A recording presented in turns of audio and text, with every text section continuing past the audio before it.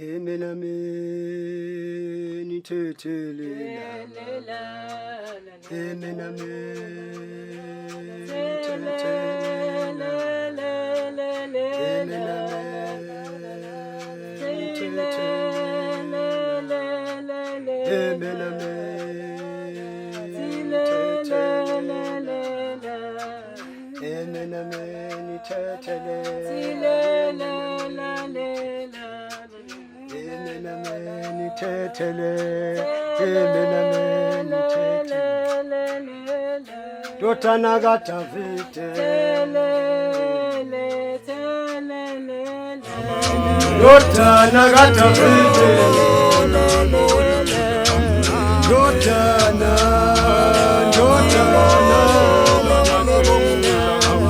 dotana, dotana gatavite, saugele dotana, saugele dotana, saugele dotana, saugele dotana, dotana,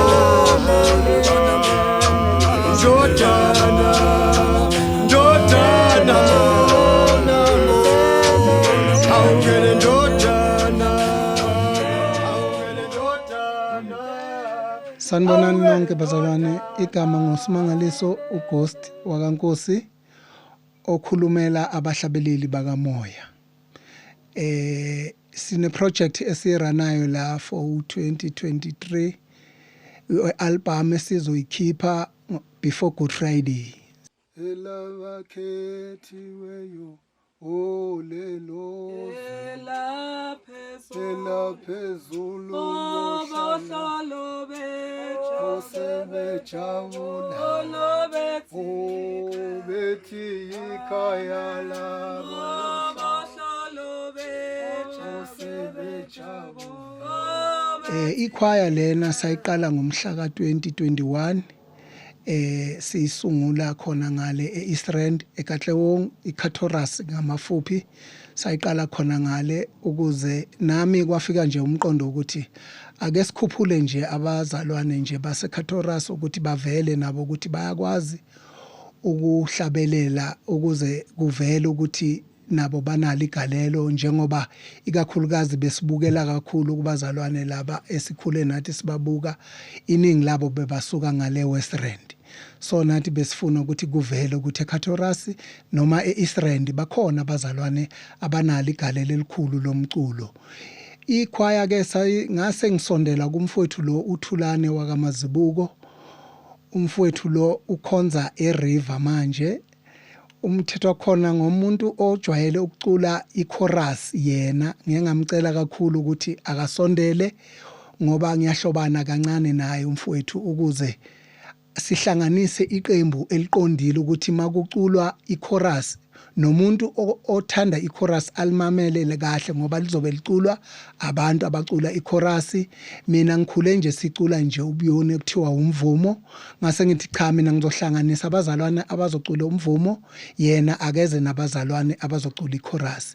Sase siyayisungula ke ikhwaya ngomhla ka-20 2021 ukuze isikwazi ukuthi siyoqopha iCD. iCD esalikhipha ke ngomhla ka-25 kuJulayi ngo-2021. I-title song yakhona yayithi Ungisize Nkosi. iCD lethu lenza kahle kakhulu, sabonga kakhulu nje nesupport esayithola kuyiCD lokuqala, sabonga nje abazalwane indlela abasixhasa ngayo. Namanje ke sesibuyele ukuthi sokhiphe lesibili, nalo siyacela ukuthi futhi abazalwane benze njalo baphinde basisupport kakhulu ngoba nathi siyafisa ukuthi bezwe ukudla kwendlebe ukuthi senze kanjani kuleli lesibili. Iloko siyobonga kakhulu abazalwane mabasixhasile kakhulu.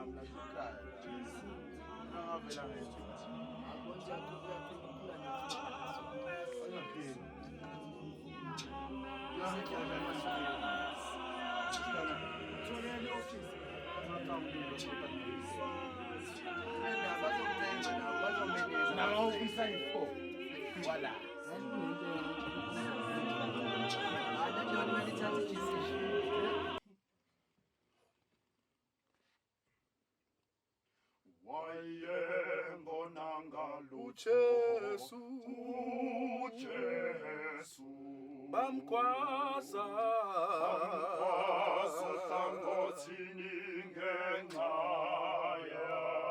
wayengena alicala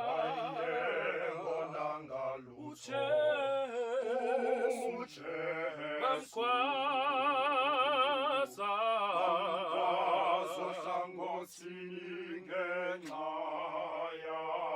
hallelujah amen.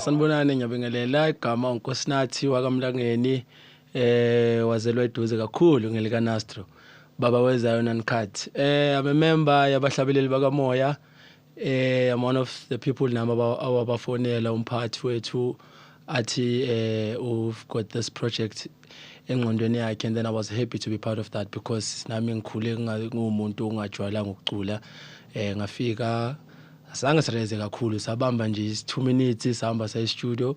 Fortunate enough sathandiwe South Africa, and we still thank you for your support, and we went all the way to Durban ngekhathi ezima zama COVID esibhekane nekhondla sanominatiwa ke. Khumbule ukuthi ukunominatiwa kukhulu because nifika ni10 khamba 4, so we are not part of the 6 that were rejected. Sibuyile ke manje 2023 country vuliwe. Sibuya ngesidile this two. The first one was the title was Ngisize Nkosi. Sibuyile manje sithi intando kaNkulunkulu mayenziwe. Anikho ready njengoba ningibona ngilana ngisestofini ngiyapheka. We've got 10 tracks, 10 of the best, and we promise you that you are not gonna press the next button. From track number 1 yomamela uyozovinjwa track yes 10. So please do continue to support it. We believe we support yenu. We know ukuthi kunama organization amaningi, but we believe ukuthi siletha something different. Asikho competition with anyone senze into yethu. Remember ukuthi we are an Eastern based choir, or Katoras I can say. So this year sizamile ukuthi si change, because we believe ukuthi we need to give abanye abantu opportunity. We are a choir that sports the unspotted by our spotters. So we have brought new faces, which we gave them more chance than thina baqala. So njengami nje kanje thinking ngishaya ingoma ezi2 out of 4 if I'm not mistaken, of which into enhle leyo. So ningasijudge rather than support.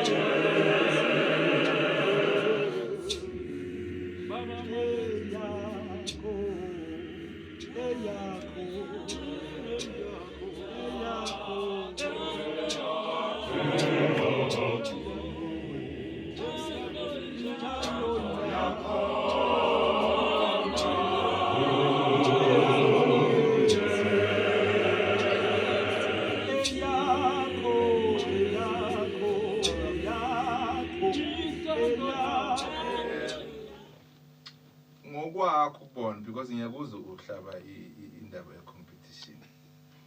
Because once you being an artist, ukhona abanye abama artist, you bound to compete one way or another. So what do you mean, Mawuti, you don't compete? Because I feel ukuthi firstly competition iyadingeka because it kwenza ukuthi ungahlali phansi and it pushes you. Why don't you think, or are you politically correct or really against competition? Secondly, what is your say ngokureheza? Because I hear you uthi andrezanga kayi-1. What is your say ngokureheza? Mangichazela lezo zinto lezo and then khulule. All right. No nyakuzwa ngizoqala nge-competition. I think it's just an irony ukuthi we are not in a competition. Obviously, we are in a competition, but we are not in a bitter competition. Because now, if we're going to say siku competition, sizogcina sizondana. Remember, even football players, they play against each other. But mawuya somewhere, babonke bahleli bonke. So vele emehlweni siku competition. But thina singabahlabeleli bakamoya siku competition with ourselves, I can say. Because what we did, we went back to our first project sabheka ukuthi sifuna ukuthi si-improve kuphi. Now remember ukuthi kune-mistake abantu abayenzayo whereby banaka i-competition, ama-competitors kakhulu bagcine bakhohlwe ngabo, whereby now ugcine ukuthi so unake loya ukuthi uthini awusanakanga le wena emele uyenze ukuthi mina ngabe ngilungisa la. So thina what we did sizinake thina kuqala ukuthi okay, from the previous album senze lokhu nalokhu, this is where we can improve. However, vele siba nale party lelo ukuthi whenever sifuna ukurelease kuba ngathi season yokurelease, of which automatically it put us to be in a competition.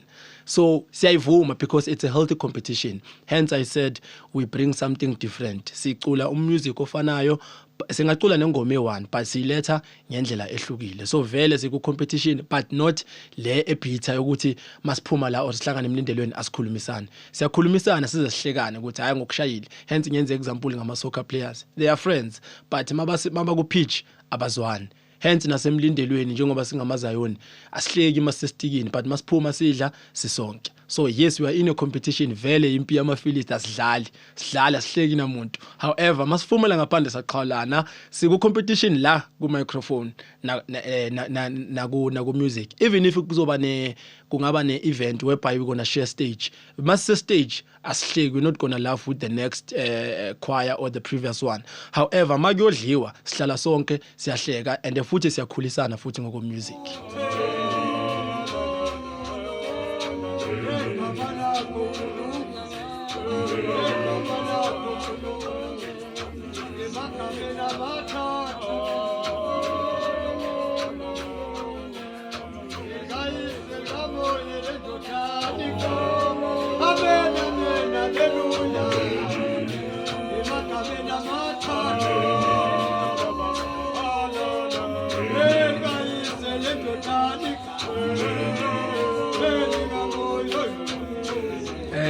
Ngicela nje ukukhuluma nge-rehearsal nokubaluleka kwayo and ngikusho so because I'm one of the people abengakubona ukubaluleka kwayo. Kubalekile ukurehearsa because ukurehearsa it's more of a practice. Kubhlungu ukuthi no rehearsela e-studio. Manje no rehearsela e-studio ngisho ukuthi uma ninikwe ithuba umphathi onrecordisayo wathi siyayithatha manje bese sekuba nama mistake amaningi. So ngiyabona nje a lot of people i-rehearsal bayithathe serious. Futhi na ku rehearsal kuningi okwenzakalayo. Kubhlungu ukuthi uyokhuzwa sokukhuzwa le okanye ungakhuzwa mara uthi urecordile masokuphuma iCD ivoice yakho awusayizwa. Leyo nto leyo I believe angirecordanga mina kakhulu but I believe ukuthi ikhozwa lack ye rehearsal. So whoever I mean it's my suggestion and opinion ukuthi whoever oku organization okuchoir ohamba ya studio ndizipheni isikhathi esiningi sokurehearsa to avoid ama-disappointments at the end of the day. There are a lot of people abangakhulumisani namhlanje ngenxa yokuthi wakhishwa umuntu ushaya first party but masowuthi uCD seliyaphuma awusazizwa. Do not blame a producer but blame yourself ukuthi you did not give yourself enough time ngokurehearsa. la la la, la la la,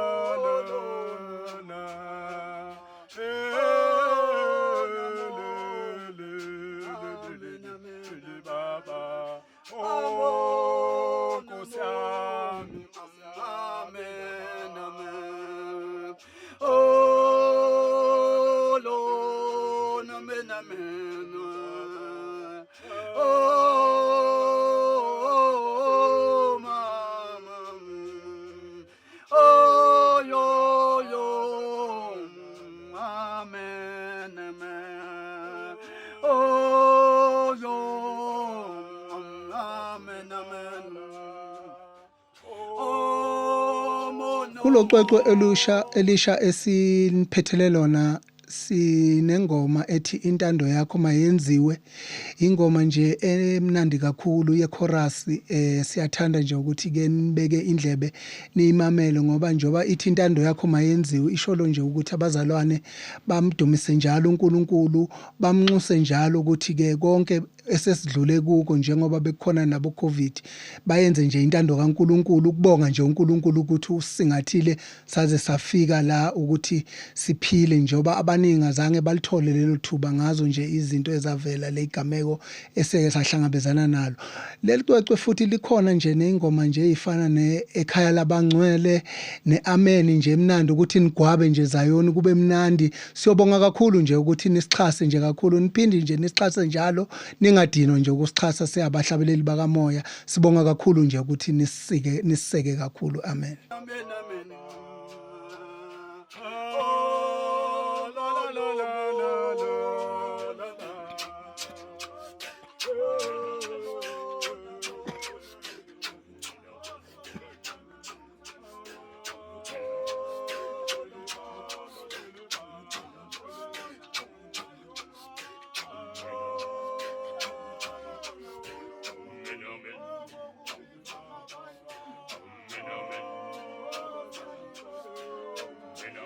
Lokubizwa ngabantwana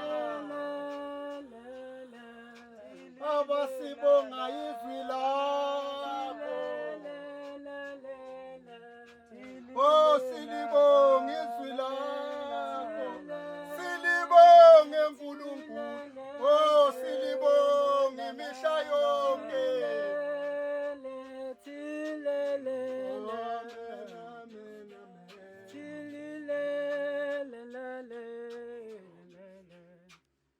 Ladies and gentlemen, ngiyabuya futhi.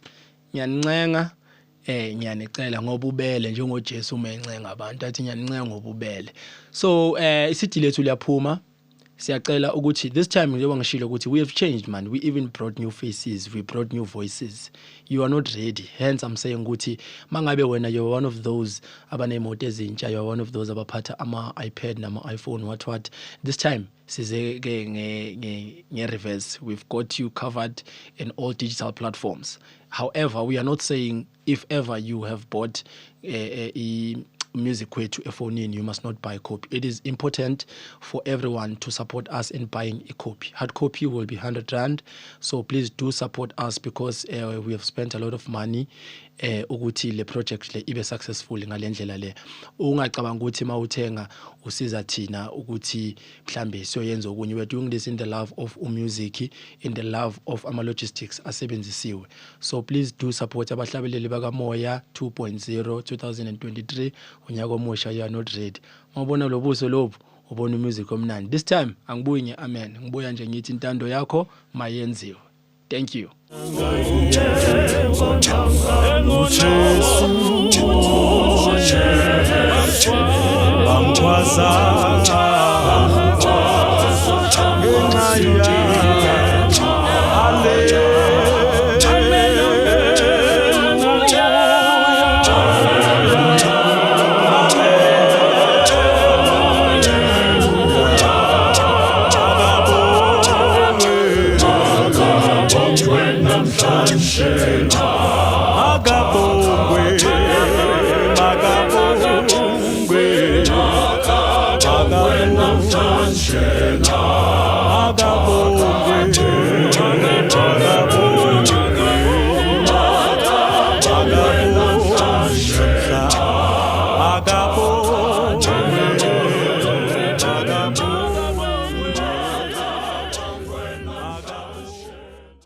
CD lethu lokuqala ngomhla ka July salikhipha ngo2021. Right, cut.